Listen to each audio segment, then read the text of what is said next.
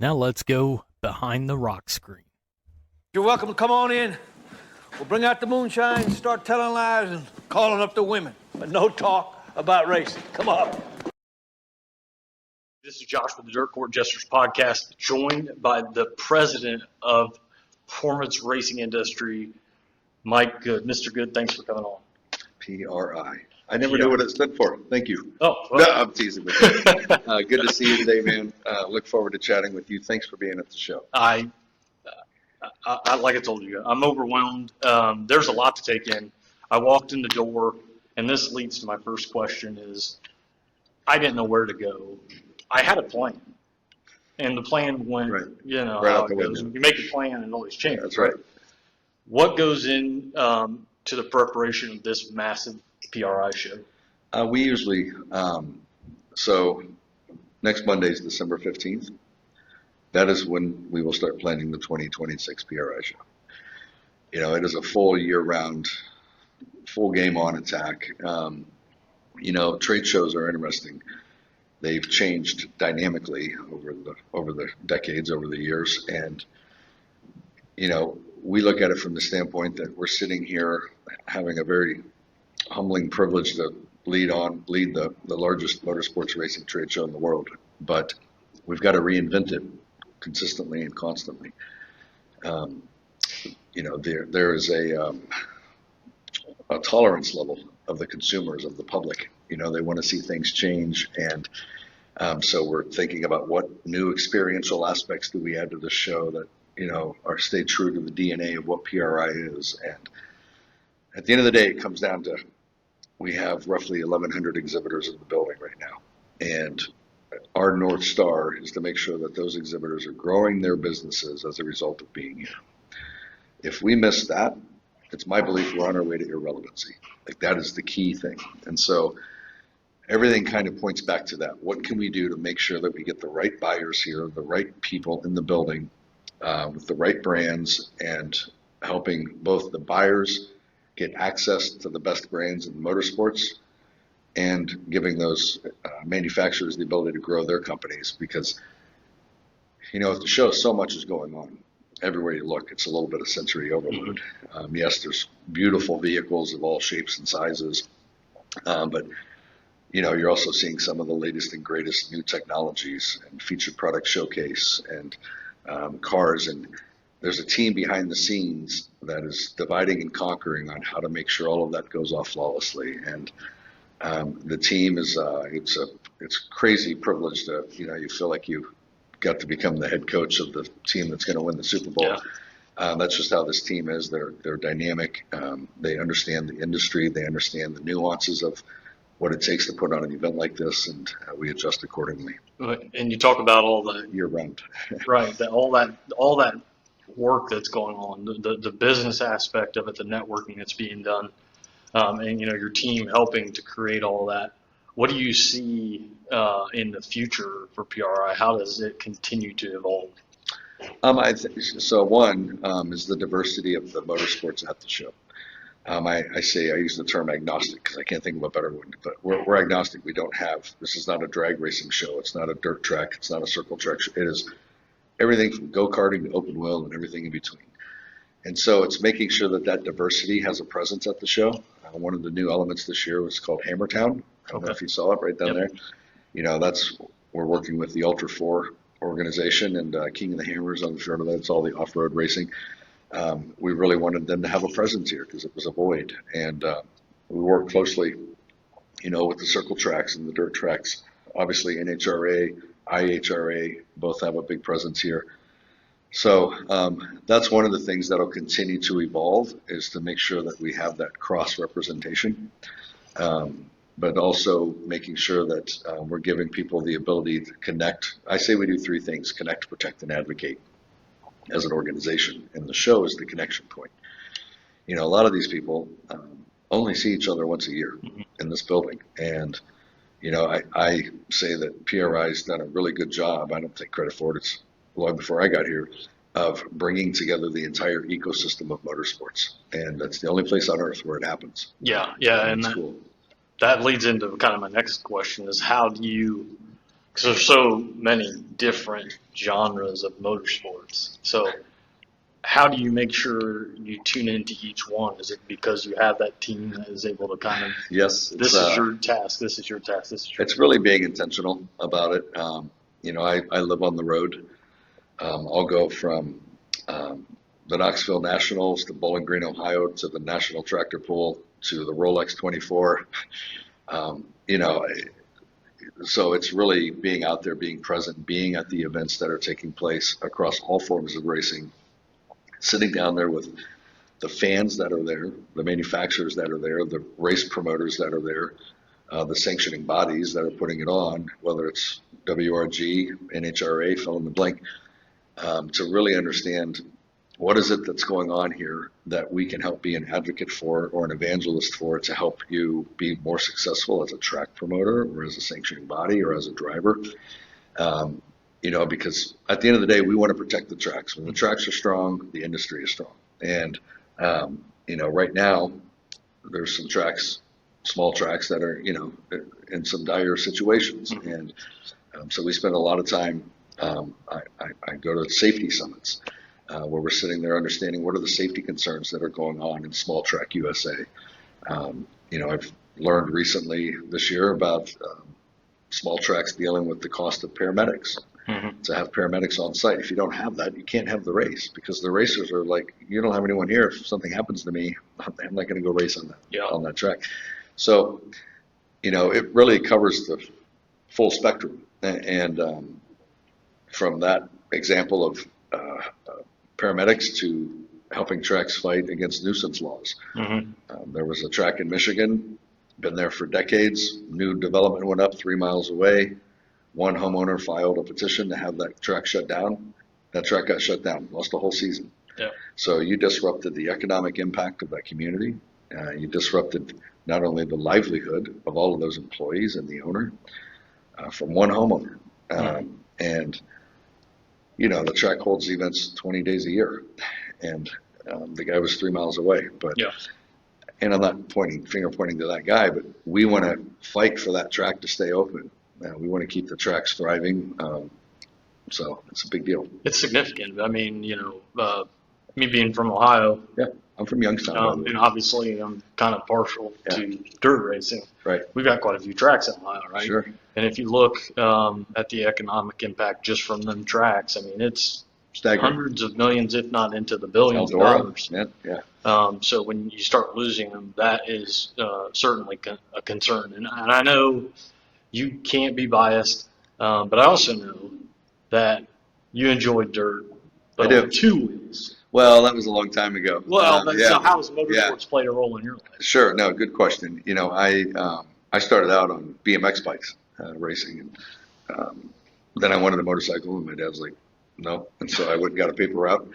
I made my own money and bought a dirt bike, and then started the second level of dirt bike and went from an 80cc to a 125. This was back in the two-stroke days of the 1980s, and that was my thing. And I would have done that, tried to do that professionally if I would have probably grown up anywhere other than here in central Indiana. And I'm of the X Games generation, like I grew up as a big fan of like Ricky Johnson and Mickey Diamond and those guys that raced motocross. And as I got into my adult life, then it was more SCCA, track, car, spending time on track attack, time attack, those types of racing events. And I've always been around it. My dad was a General Motors employee for 30-some years. I'm from Youngstown, Ohio, also a Buckeye. And, I grew up going to the tracks, whether it was tractor pulls, sprints, dirt. Then I moved here when I was 11 and went to the Indianapolis 500 in 1984. That was, kind of mind-blowing. And if you've never been, you should go. I've never been able to make it. You live in Dayton, you should make it. There's no reason I shouldn't. My brother lives outside Indianapolis. Right, you're right. Well, it's 2 hours. So you got to come and check that out because it's just a spectacle, largest race, single-day event in the world. Yeah. 2 hours from your house. But so I've been around it forever. It's definitely a privilege to work in it. I haven't always worked in the industry. I kept working to get into the industry. And so, it's been awesome. Well, you mentioned Supercross, and it made me think of something. I know you've heard Mansfield Speedway is coming back. Yes. One of the events they have on their schedule is a Supercross event. So it'll be interesting to see that. Yeah, it's good to have Be tracks great. coming back. Yeah. We certainly want to see that rather than the latter. But it's always a struggle. And that kind of leads into my next question is healthy attendance for big races. And you've mentioned some of them, especially in dirt racing, 25,000 plus people. That's great, and we hope that trend continues, but how do we include the small tracks or the small teams? How do we make sure that they continue? Sure. Well, I think, you've got the Chili Bowl, the Knoxville Nationals, and Eldora, and all the Tony Stewart's done with that place. It really comes down to you need those big events to stay successful because they help bring the sport up and they bring attention to the sport.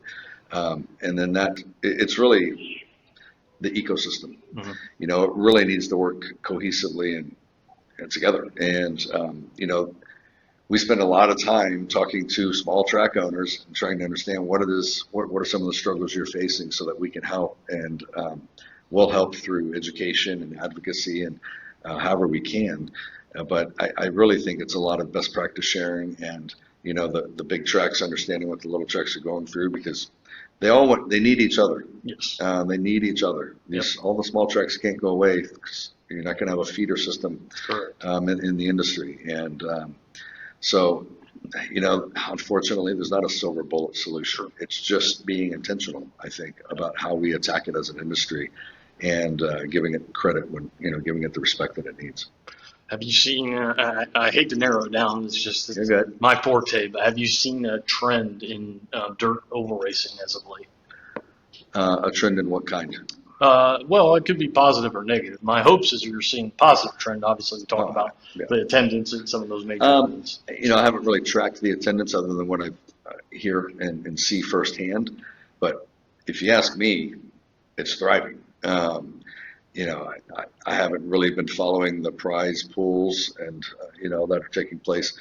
But everything that I see, I was at an event in Eldora not too long ago and completely dumbfounded at that the number of people that came into that facility in the middle of nowhere. Eldora is not a track you're not going to stumble across it. Yeah. It's hidden almost.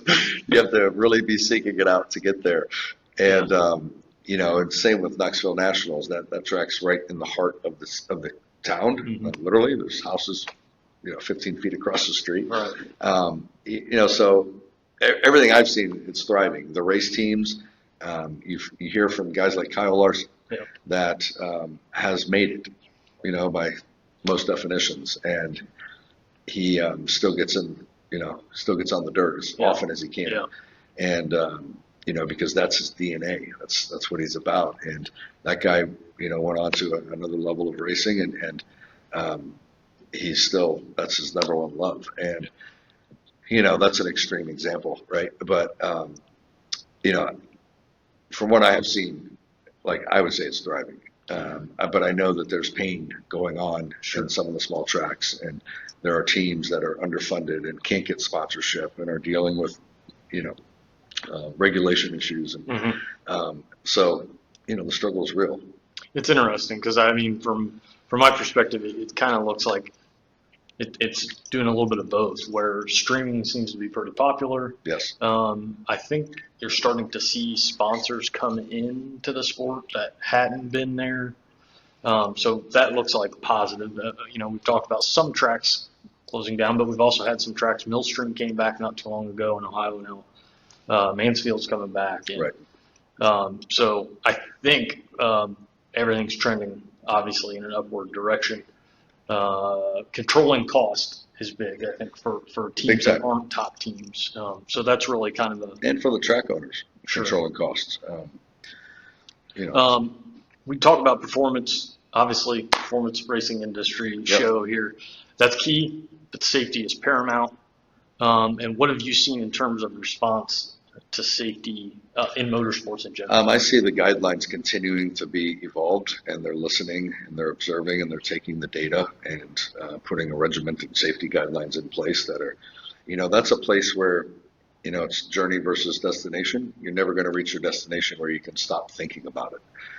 You're going to continuously be driving change related to safety. And across all aspects, not just dirt, like Mhm. all aspects of motorsports. Yeah. And I mean, you've seen what's the technology of a helmet and what it has done over the last decade, and the Hans device, and all of those elements. I was at a safety summit, and they were talking about an EV situation where the car caught fire, and that's a whole other learning curve around how to deal with an EV, because we can't bury your head in the sand. That's coming. Right.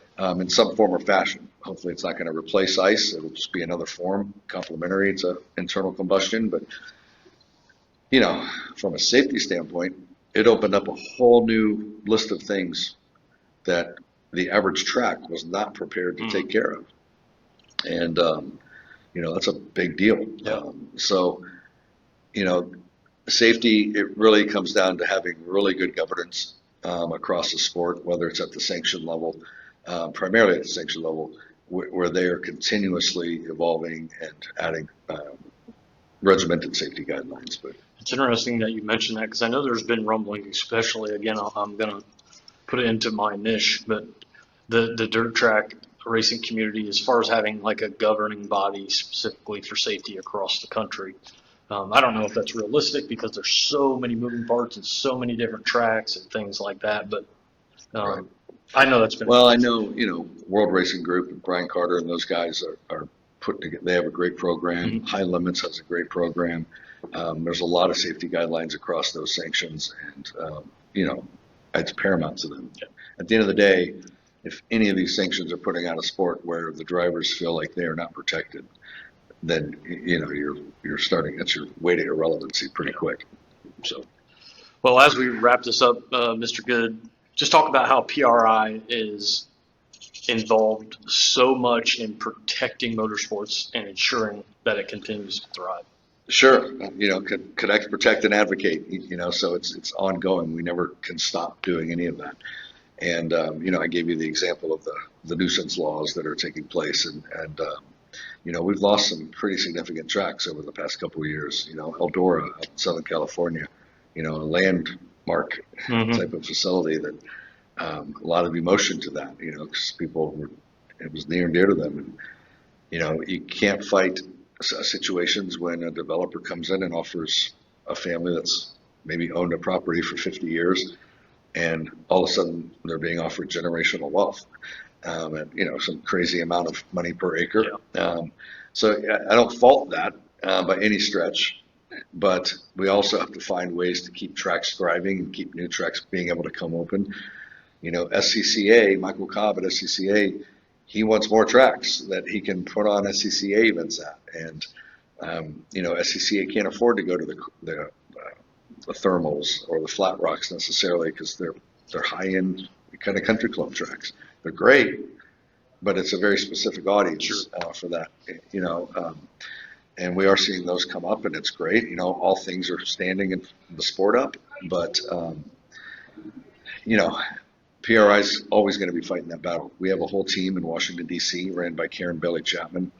And my gosh, they are fighting in the halls of Congress and the House, and have had some significant wins in the legislative world related to the automotive aftermarket world, I'll call it, the SEMA world, and the PRI motorsports world. So we're going to be, that's why we're here. We're a non-for-profit. We have these shows to raise the funds to go fight those battles. Mm-hmm. So I don't know if what really goes on. We are a non-for-profit that makes money to advocate and protect the industry, and that's a key message. The role doesn't get any bigger than that. Right. President of PRI, Mike Good, I can't thank you enough for this. Good. It was awesome. I'm glad I'm here. I'm glad I made it. I've got a plan for the second half of this day, and I'm going to go attack it and see if I can knock some of this stuff out. But the show is what you guys are doing is awesome. I can't thank you enough for your time. Josh, I wish you all the well, and have a great time here, and be safe in your travels back to Dayton. Yes, sir. And have a great season. I appreciate it. Everybody, this is Josh with the Dirt Court Jesters Podcast, and we hope to see you at the track. Thanks, guys.